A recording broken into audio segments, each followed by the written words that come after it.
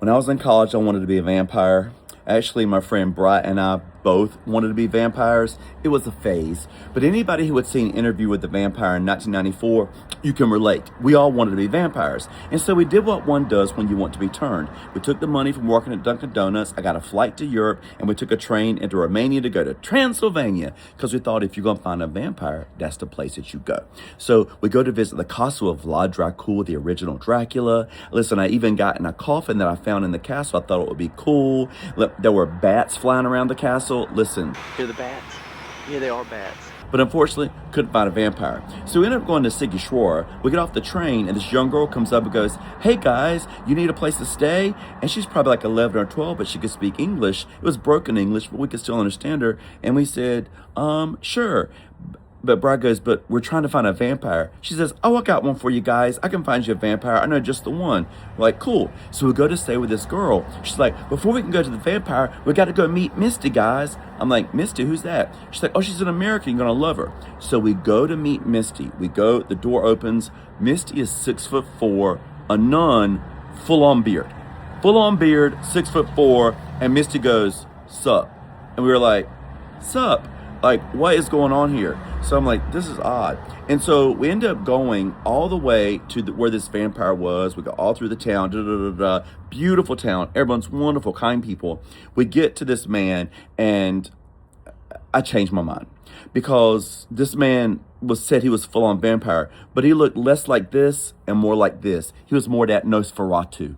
And so I was like, I don't want to be turned anymore. And Brad's like, "Yeah, not me either." And so we're like, "Okay, but thank you anyway." And so Misty's like, "Well, we came all this way. You're going to have to make it up to us." I was like, "Make it up to you how?" So the young girl's like, "Well, guys, if you don't want to be vampires, at least come with us to my grandmama's house. She's got a pool. We can take a train there." And we're like, "Okay, cool." So over the next 24 hours, we stayed that night in Sigashora. We're getting ready to leave. And then all of a sudden we start noticing things are missing, like Bry's watch, Bry's shirt, like things keep missing. And we're like, this is strange. But anyway, we get on the train and we're heading to grandma's house on the train.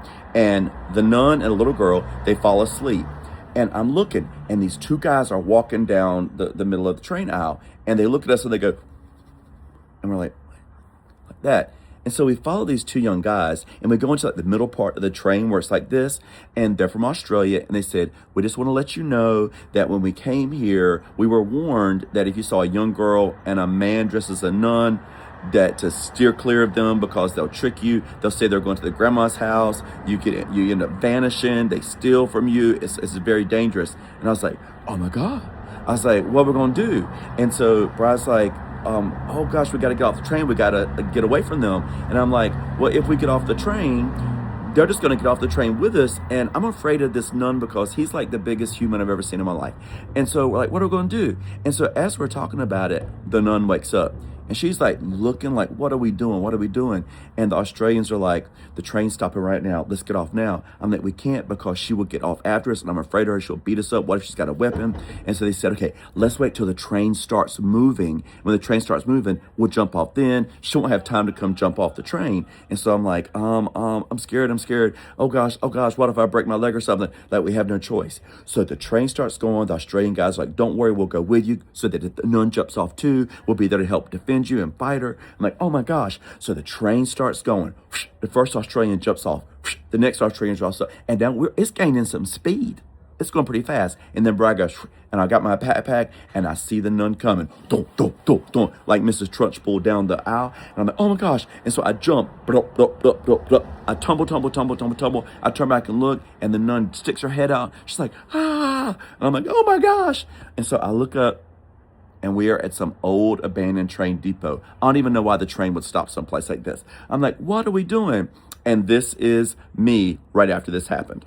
This is take one in the saga of the nun and the backpacker. In this episode, we meet two Australians who rescued us. We're lucky we got out of the whole episode with only losing Bry's t-shirt, Bry's watch, and Bry's sunglasses. And Ron, you didn't lose anything. I didn't lose anything. They did get to my backpack, but they didn't take anything. They took 600 Hungarian magyars. Yeah, $6.